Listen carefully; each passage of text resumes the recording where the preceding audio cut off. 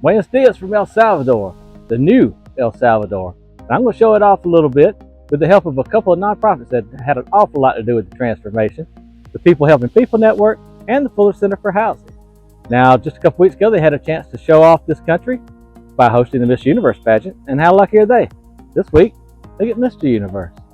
So one of the first things you'll notice about El Salvador is that the airport is modern, clean, and stocked with restaurants.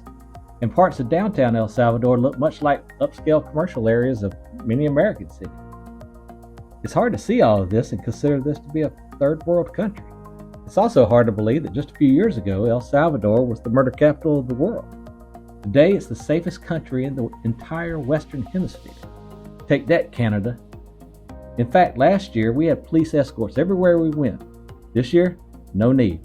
The Bukele administration has taken a hard line against gangs and crime, and people love him for it down here. And when it comes to food, you're not going to starve to death.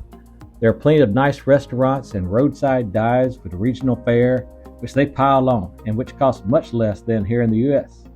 And if you're missing the taste of home, well, they got plenty of that too, including a crazy amount of Pizza Huts. I don't even have a Pizza Hut back home where I live.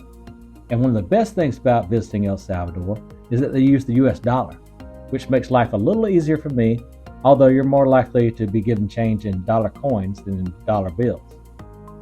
Again, though, I was here to report on the work of the Fuller Center for Housing and the People Helping People Network, two organizations I suggest looking into if you're interested in supporting charities that actually use your donations to get things accomplished, rather than on fancy offices and a huge bureaucracy. We visited patients at the only children's burn hospital in Central America, which PHP made possible, where they now have the tools they need and an incredible staff to help these kids.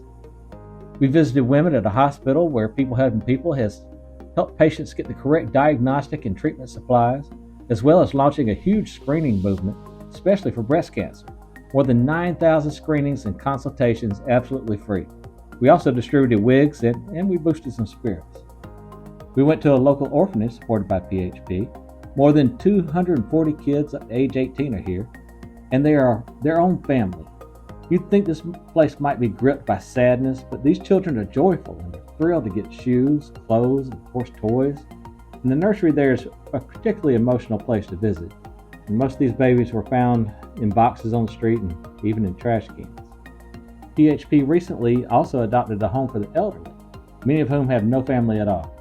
The 50 residents there now have showers, refrigerators, proper bedding, and now a fully stocked pharmacy. And they were thrilled to get some attention and love.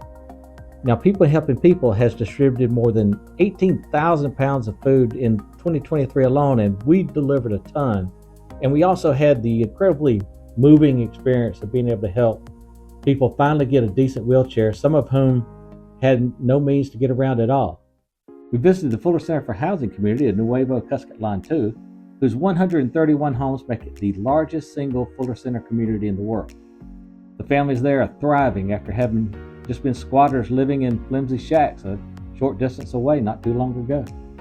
Farther out into the country, where it does look more third world, we visited two communities of Huachapan, one of 93 homes and another of 55.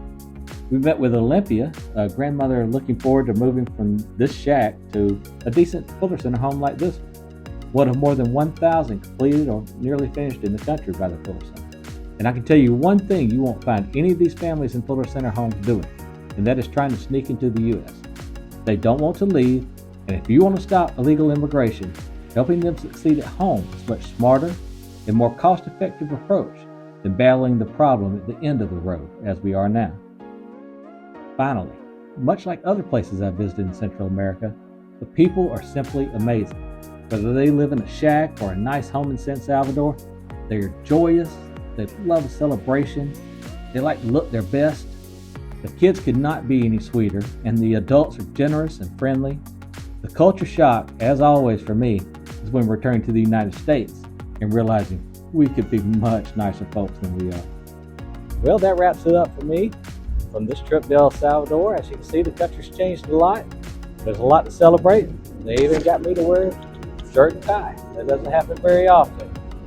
So, give the new El Salvador a shot. Come take a look. It's safe, it's fun, they sure know how to party. And they're about to have a giant Christmas party, so I'm expecting explosions all night long. Till next time.